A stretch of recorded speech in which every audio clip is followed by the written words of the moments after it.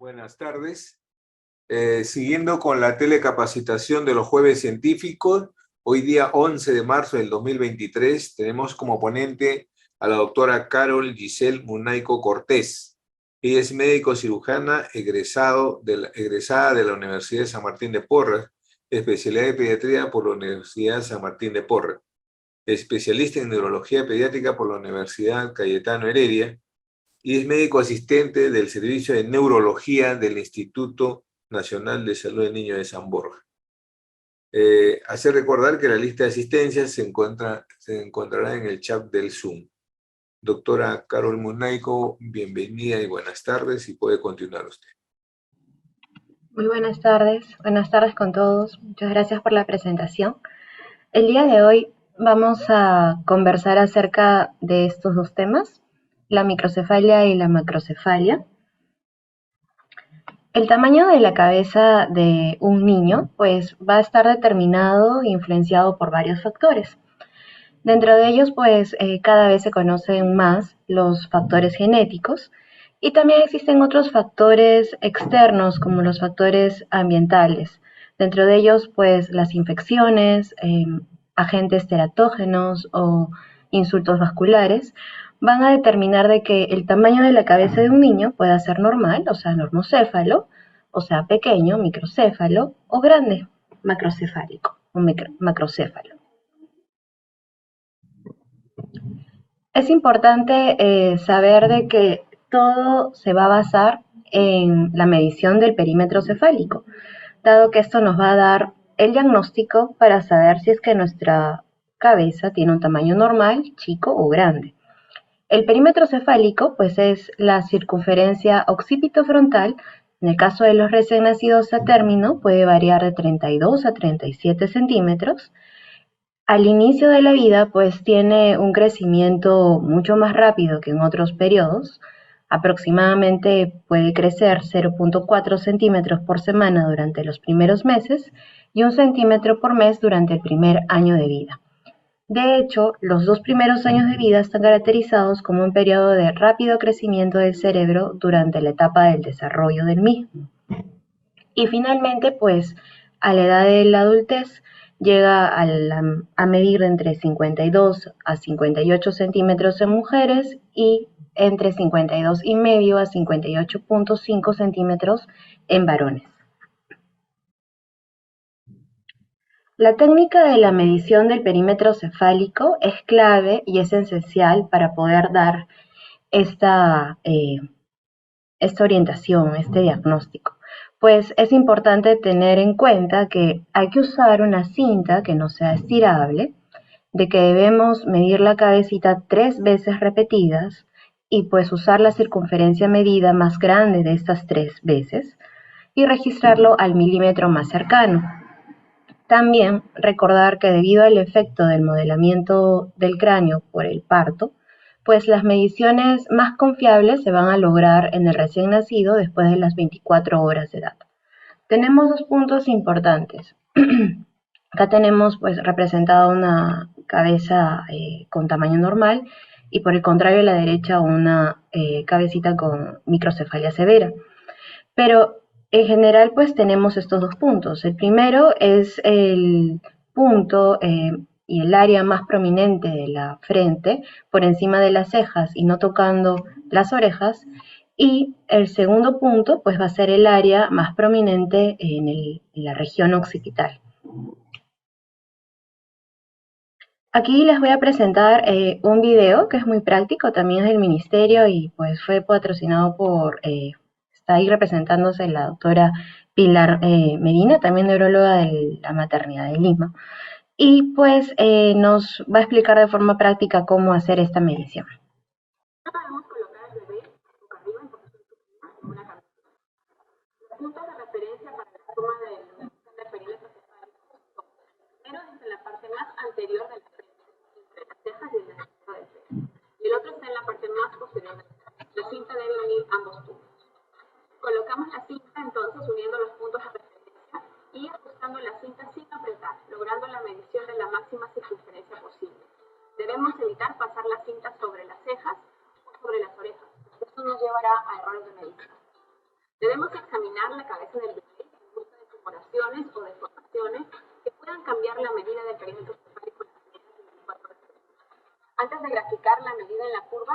hagamos la medición para asegurarnos de no cometer errores.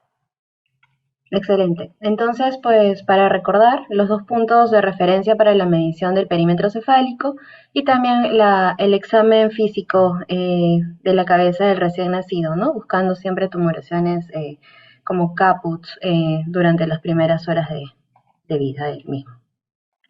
Entonces, ya sabiendo cómo medir correctamente el perímetro cefálico, vamos a hablar acerca de la microcefalia. La microcefalia es el perímetro cefálico occipital de más de 2 desviaciones estándar por debajo de la mediana para la edad gestacional, para la edad y el sexo en una población de referencia apropiada. Se puede usar las desviaciones estándar o también se puede utilizar los percentiles, en el cual estaría por debajo del percentil 3. Se considera que la microcefalia es severa cuando está por debajo de las 3 desviaciones estándar. El rango de referencia y la población a partir de la cual esta definición se puede tomar, pues varía. Por ejemplo, en los recién nacidos a término usamos las referencias de la OMS. En el caso de los recién nacidos pretérminos usamos las referencias de las tablas Fenton y también en muchos centros pues, a nivel internacional utilizan las tablas del Intergrowth. Debido a que hay una inconsistencia en lo que es la medición del perímetro cefálico y muchas veces se puede fallar en la técnica, pues esto va a limitar a que se puedan comparar estimaciones de la prevalencia del perímetro cefálico. En general, la OMS va a recomendar que si conocemos la edad gestacional podamos usar las tablas de la Intergrowth o si no conocemos la edad gestacional, pues usamos las tablas de la OMS. Acá les dejo pues el link si no conocemos para tener acceso a las tablas también del Intergrowth. Quizás las tablas Fenton y las tablas de la OMS son las más conocidas por nosotros. Todas pues son válidas. También pues la microcefalia va a variar de acuerdo a la región geográfica donde podamos estudiarla. Por ejemplo, en Europa se ha encontrado que hay una prevalencia de 1.53 casos de microcefalia por cada 10.000 nacimientos. Si es que yo agrego las causas asociadas a condiciones genéticas, esta prevalencia aumenta a 2, mientras que en estudios realizados en Latinoamérica, pues esta prevalencia aumenta todavía aún más a 3 casos de microcefalia por cada 10.000 nacimientos. La microcefalia, cuando uno revisa en la literatura, puede encontrar diferentes clasificaciones, de hecho a veces pueden ser confusas. Sin embargo, vamos a ir estudiándolas de forma de que podamos tener una clasificación práctica. Es recomendable poder dividirla, por ejemplo, en microcefalia primaria o microcefalia secundaria, y esto depende del tiempo en el cual se realiza el diagnóstico. Se considera pues primaria cuando este se hace antes de las 32 semanas o en el nacimiento y microcefalia secundaria cuando pasamos estos dos periodos. La primera pues está relacionada a procesos de neurogénesis y también a una alteración en la muerte natural de los progenitores neuronales. Mientras que la secundaria pues ya está desarrollado o asociado al desarrollo postnatal y a los procesos de maduración en el cual intervienen ya las conexiones sinápticas y los procesos dendríticos. Para poder nosotros desarrollar como consecuencia una microcefalia, pues existen varios pasos en los cuales pueden existir alteraciones. Debemos tener en cuenta que el sistema nervioso central pues inicia a formarse en el día 22 con el desarrollo del tubo neural. Y existen células que son muy especializadas e importantes que se llaman progenitores neuronales proliferativos. Este tipo de células se encuentran también en regiones del cerebro que se llaman zonas subventriculares y zonas ventriculares, que ya para la mitad de la gestación pues pueden ser muchas veces un punto fácil de lesión, dado de que la circulación ya está bien establecida en estas regiones. Es por eso que los números y los subtipos de progenitores neuronales van a ser las células esenciales para controlar el tamaño y la morfología del cerebro. Por ejemplo, si es que yo tengo muerte de estas células o arresto en el ciclo celular de las mismas, pues lo que voy a tener como consecuencia es una reducción severa del número de los progenitores, llevándome como consecuencia microcefalia. Por otro lado, si la diferenciación neuronal es prematura, también voy a tener un estímulo de diferenciación mucho menor y también me puede ocasionar microcefalia. Por el contrario, si este estímulo proliferativo está aumentado, pues aumenta el número de los progenitores y tengo como consecuencia pues un tamaño cerebral más grande. Regresando a la clasificación de microcefalia primaria y secundaria, recordemos que está dividida según el tiempo en el cual se hace el diagnóstico. Sin embargo, ambas, tanto microcefalia primaria como microcefalia secundaria, pueden ser tanto de origen genético o de origen adquirido. Y esto lo vamos a ir entendiendo mejor durante la presentación. Entonces, ¿cómo pues podemos clasificar la microcefalia? Primero, pues tenemos que medir la circunferencia craneal. Si está por debajo de 2 desviaciones estándares, con esto basta para tener el diagnóstico. El diagnóstico se hace a través de la medición del perímetro cefálico. Entonces, ¿cuándo fue hecho el diagnóstico? Pues si fue hecho de forma prenatal o nacimiento, tenemos una microcefalia congénita o primaria, y si fue hecha después de estos puntos, pues tenemos una microcefalia secundaria o postnatal. También, pues, nos preguntamos, ¿el paciente tiene otras características clínicas como características dismórficas o sospecha de enfermedades metabólicas o estructurales? Pues si es que no, estaríamos frente a una microcefalia aislada no sindrómica, y si es que, pues sí, estaríamos frente a una microcefalia sindrómica. Hay concordancia entre el perímetro cefálico, el peso y la talla. Siempre hay que, pues, establecer estos 3 parámetros, ¿no? Para saber si es que la microcefalia es proporcionada o simétrica, o por el contrario, desproporcionada o no simétrica. ¿Hay historia de exposición a agentes biológicos, físicos o químicos? Si es que no, pues investigaríamos más las causas intrínsecas, como las genéticas, y si es que sí, pues tendríamos que ahondar más en las causas extrínsecas ambientales. Como hemos podido ver, pues existe mucha terminología cuando queremos clasificar a la microcefalia, pero es importante saber que todos estos términos pues no me van a implicar una etiología distintiva en sí, sino que la patogenia de la microcefalia es heterogénea y va desde causas genéticas hasta causas adquiridas. Se ha informado que las etiologías genéticas pueden llegar a abarcar hasta el 50% de los pacientes con microcefalia aislada o sindrómica. Y vamos a hablar ahora, pues, según la clasificación etiológica de la microcefalia, en microcefalia genética o microcefalia adquirida. Aquella que es muy conocida y como ejemplo clásico de la microcefalia genética, pues es la microcefalia primaria hereditaria, o también llamada microcefalia vera o no sindrómica. Viene a ser un desorden autosómico recesivo, heterogéneo raro. Existen ya pues hasta más de 25 tipos identificados según la UMIN, según también el desorden genético. Y como característica, pues obviamente el perímetro cefálico al nacer ya está por debajo de las 2 desviaciones estándar, pero tienden a ser microcefalias severas para los 12 meses de edad, ya están por debajo de las 3 desviaciones estándar. Estos pequeños, pues, y sus familias tienen deterioro cognitivo variable, retraso en las habilidades del habla, pueden ser hiperactivos o pueden tener trastornos de la atención, pero el retraso motor no es lo que más prevalece en ellos. A veces no tienen ningún otro signo neurológico, aunque una proporción pequeña, el 10%, pueden llegar a tener crisis epilépticas. Hay ausencia también de anomalías asociadas y hay una reducción en el volumen cerebral de los mismos. También como causas de microcefalia genética, pues están las que se relacionan a alteraciones de la migración neuronal.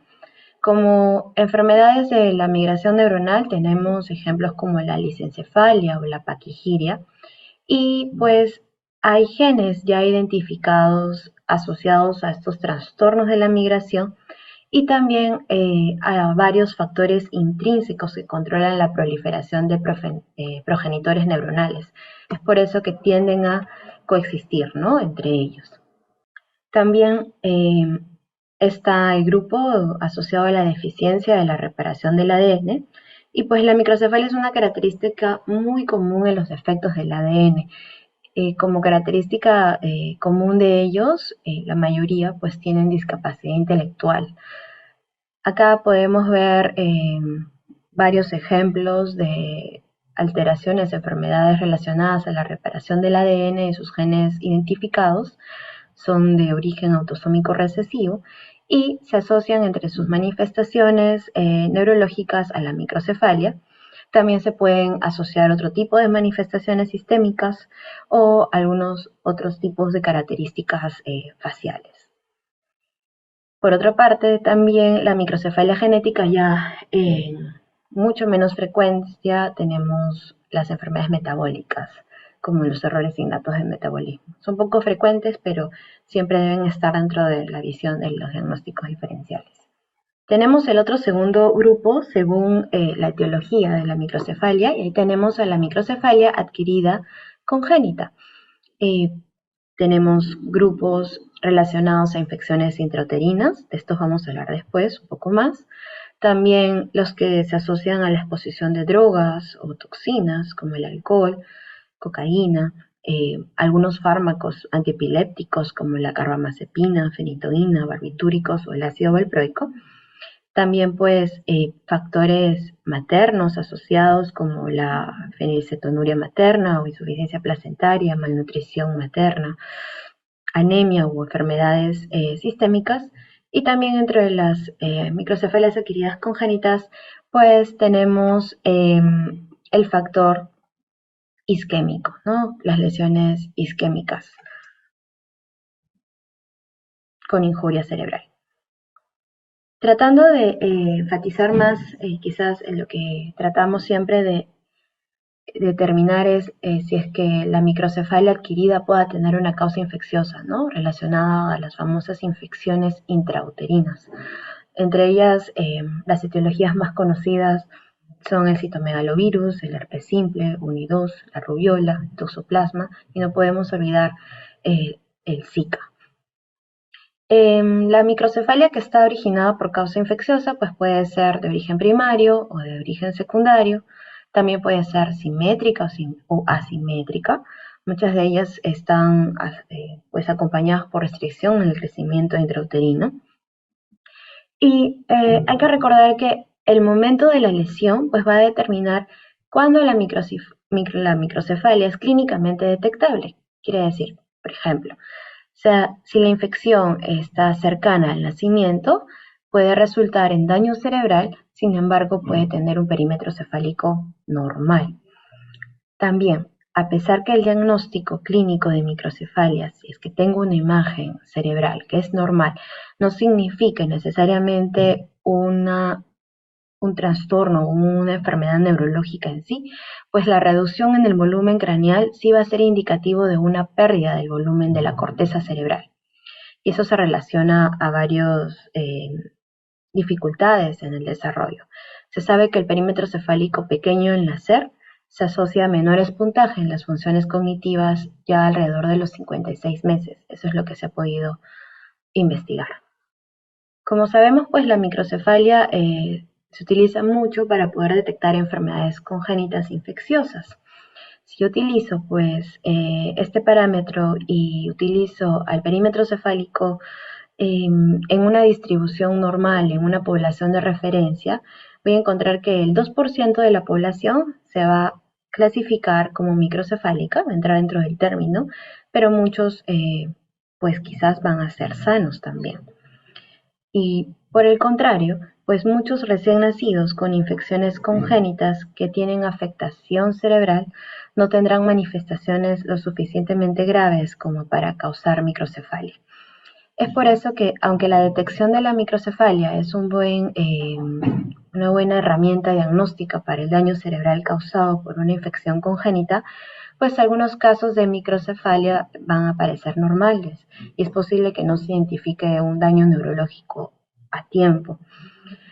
Debido a esto se recomienda de que también busquemos otro tipo de sintomatología, ¿no? Para buscar causas infecciosas congénitas asociadas a microcefalia, como las que están pues descritas en el recuadro, ¿no? Restricción del crecimiento intrauterino, crisis epilépticas, manifestaciones visuales, auditivas, enfermedades cardíacas, hepatosplenomegalia, ictericia, entre otros.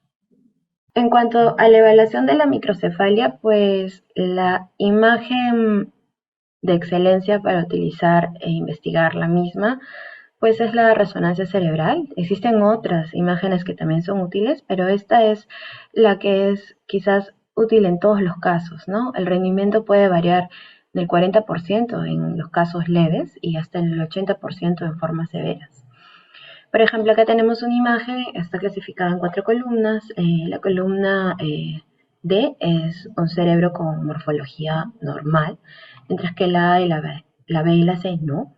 Y otra vez acá destaca las etiologías genéticas y la investigación reciente. En la primera podemos ver que hay una simplificación de los giros de las circunvoluciones del cerebro muy evidente y está relacionado a este gen, al WDR62.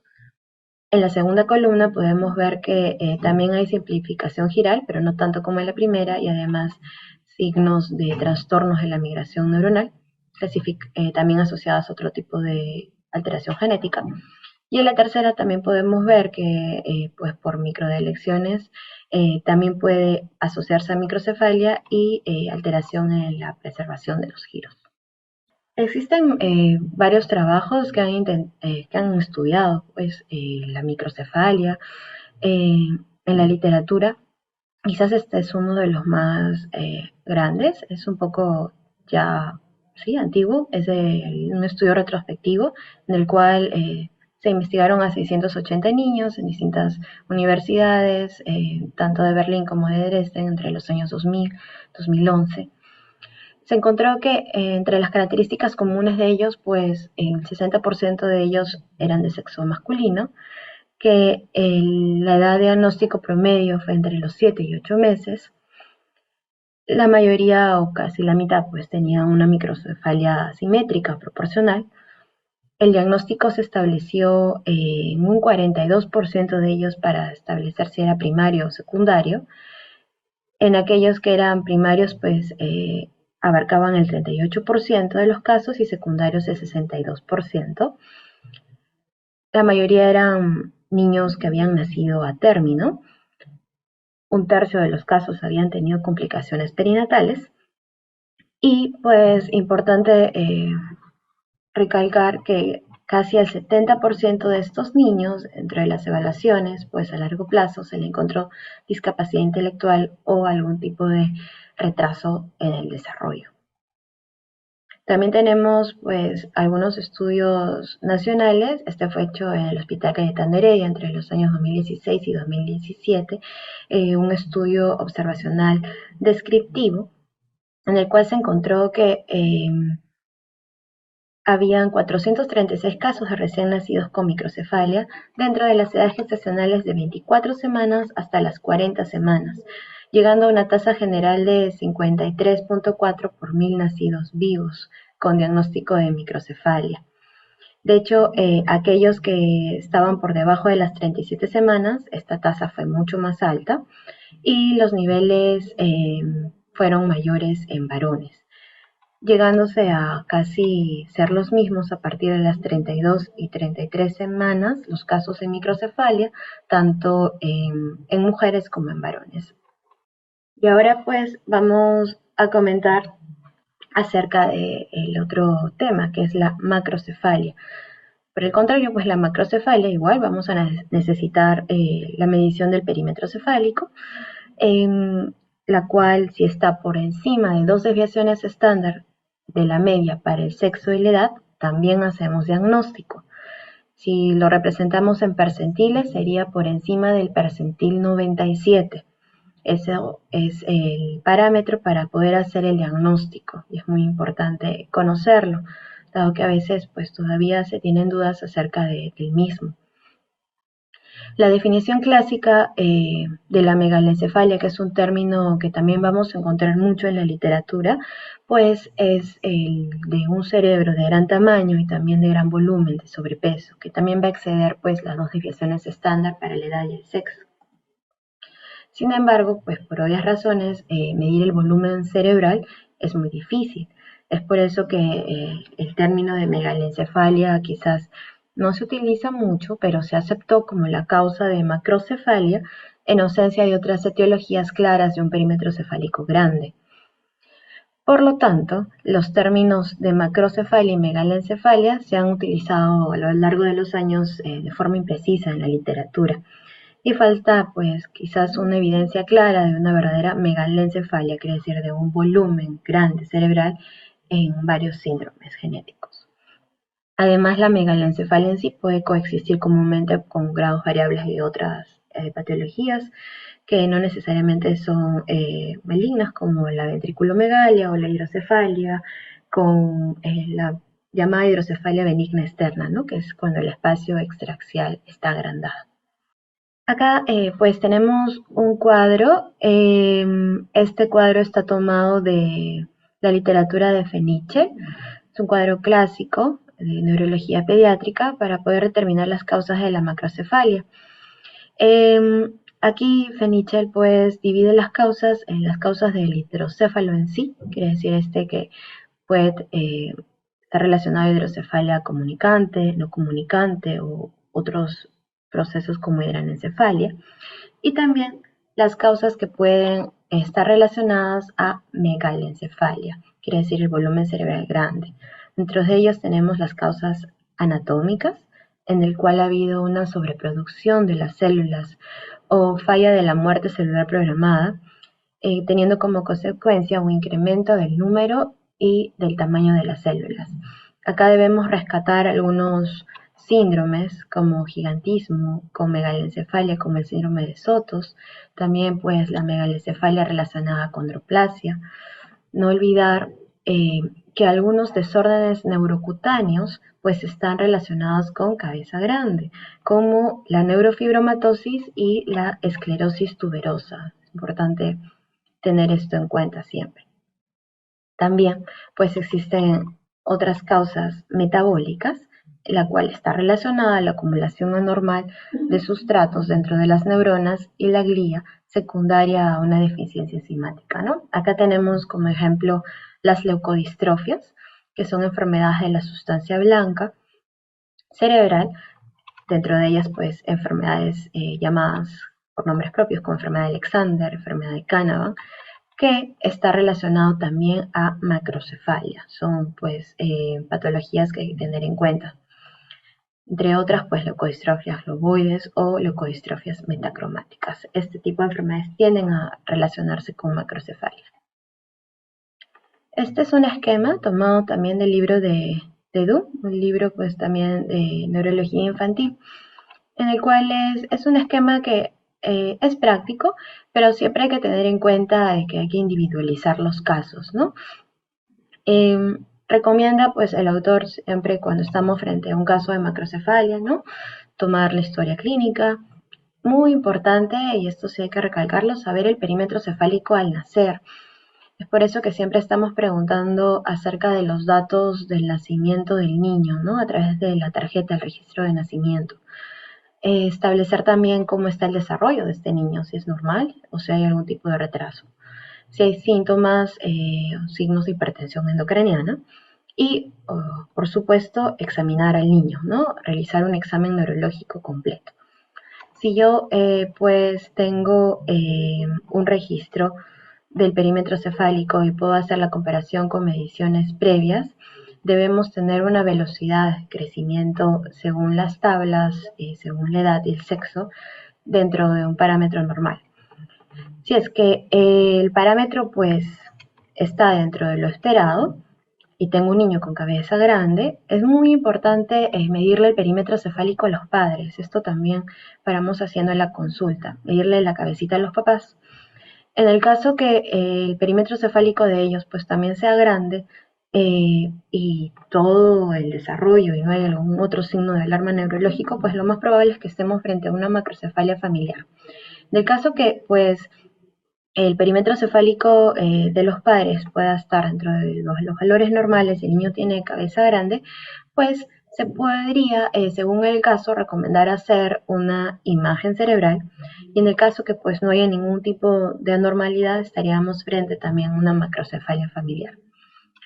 Por el lado, pues, contrario, si es que estamos frente a una velocidad de crecimiento del perímetro cefálico no habitual, que se nos va pues el parámetro esperado, se aconseja realizar una imagen. En el caso que pues sea la imagen normal, debemos valorar periódicamente el tamaño craneal y también ventricular y vigilar signos de hipertensión endocraniana. Si pues llega a también desproporcionarse estos signos, pues quizás llegue a tener un manejo neuroquirúrgico y si no, pues vigilaremos clínicamente al paciente. Acá también les traigo pues otro estudio de macrocefalia, también se realizó en el Hospital Cayetano Heredia en los mismos años, también fue un estudio observacional descriptivo.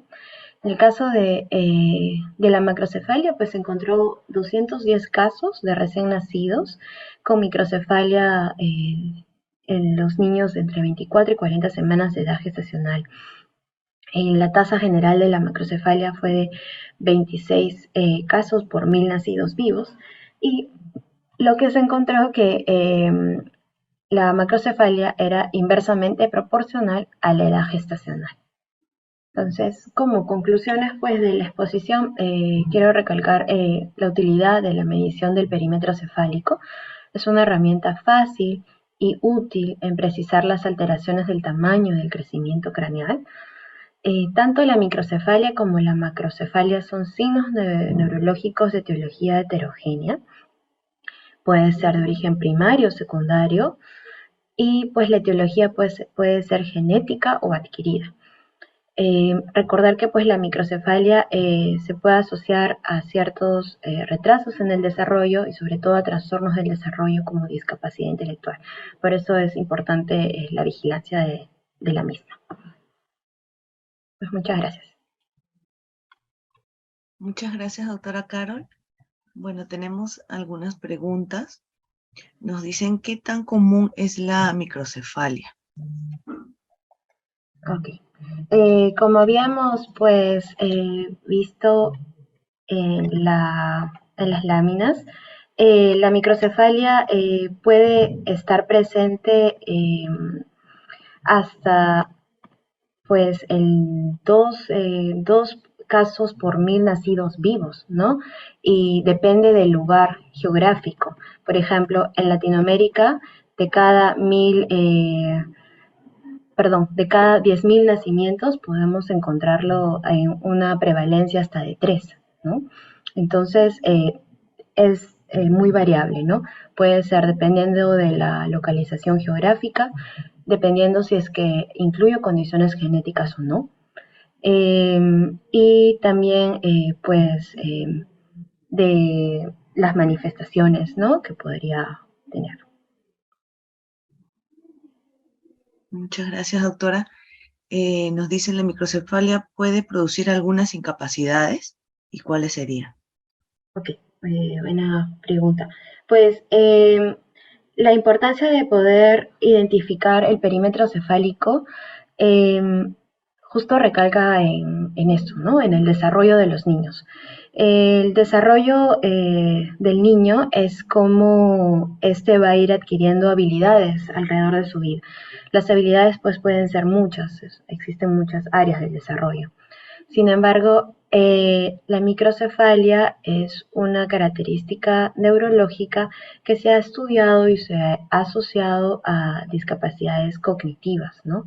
Sobre todo en esta parte es donde debemos, por eso, identificarla a tiempo.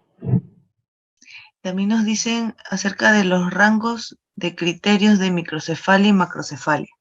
Ah, ya, excelente. Para poder, pues, recordarlo.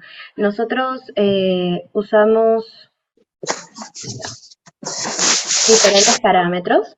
Por ejemplo, si estamos queriendo evaluar el perímetro cefálico en el recién nacido, importante saber la edad gestacional, es a término o pretérmino. Si en el caso pues es un atérmino, se utiliza la clasificación o la tabla, mejor dicho, de la OMS. Si es pretérmino, podemos utilizar las tablas Fenton y tener según estas tablas los límites, ¿no? La microcefalia se define a todo perímetro cefálico que va a estar por debajo de las dos desviaciones estándar. En el caso de percentiles, por debajo del percentil 3. Y la macrocefalia se define a aquel perímetro cefálico según la edad y según el sexo, pues que está por encima de las dos desviaciones estándar o por encima del percentil 97.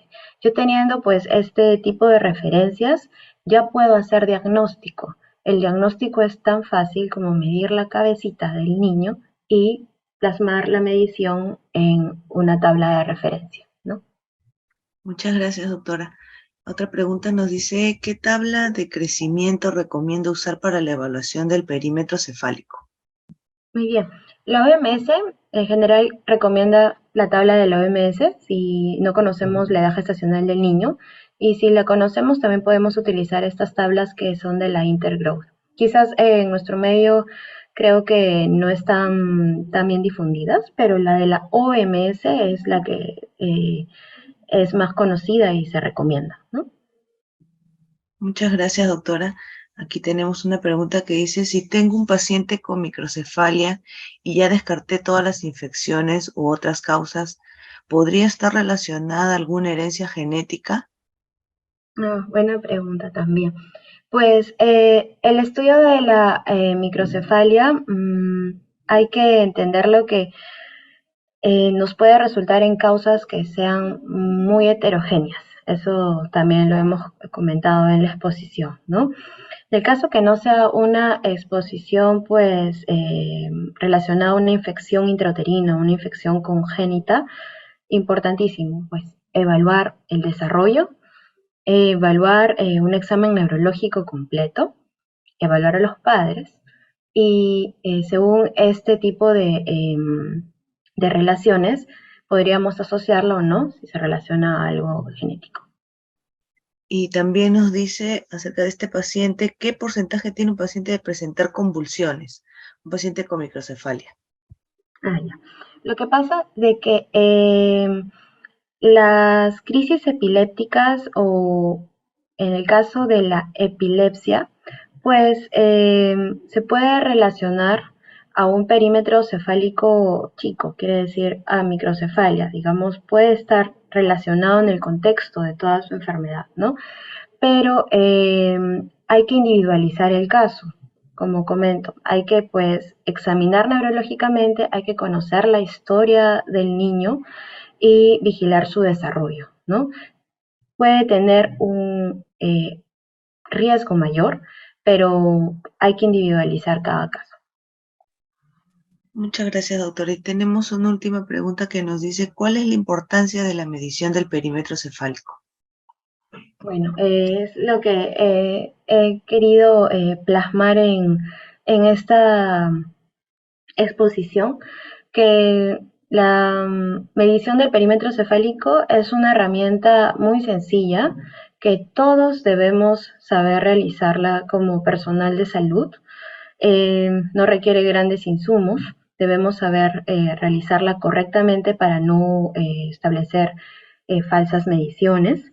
Y por supuesto que no debería faltar un examen neurológico completo, ¿no? La medición del perímetro cefálico no se nos puede olvidar. Muchas gracias, doctor. Y tenemos una última pregunta en el chat que nos dice, un paciente con alteración del perímetro cefálico, ¿en cuánto tiempo debo controlar o hacer seguimiento? Sin alteración de su desarrollo y o con alteración de su desarrollo. Ok, si encuentro un perímetro cefálico alterado, pues tanto para, digamos, el nivel hacia macrocefalia o por el contrario microcefalia, es tarea tanto de pediatría como de neurología pediátrica hacerle el seguimiento, ¿no? Pediatría pues mensualmente debería estar midiendo en la cabecita de este pequeño para poder identificar si no hay una alteración en la velocidad del crecimiento del mismo. Quiere decir que el perímetro cefálico debe controlarse apenas yo sospecho de esta alteración mensualmente. Bueno, para finalizar, doctora, ¿qué recomendaciones nos podría brindar? Lo que hemos estado comentando, ¿no? No olvidarnos de medir en la cabecita, por favor. Tener siempre 1 centímetro como parte de nuestras herramientas de trabajo del día a día en pediatría. Y pues saber utilizar también las tablas, ¿no? Y sobre todo otra vez recordar que el diagnóstico de microcefalia y macrocefalia solo se realiza a través de la medición del perímetro cefálico, algo muy sencillo y que todos nosotros la podemos realizar, ¿no? Bueno, doctora Carol Munaico, la Oficina de Docencia le agradece su gentil participación el día de hoy con este interesante tema. Además, también agradecemos a todos los asistentes y los esperamos el próximo jueves con otra telecapacitación. Muy buenas tardes. Gracias, doctora. Gracias a ustedes.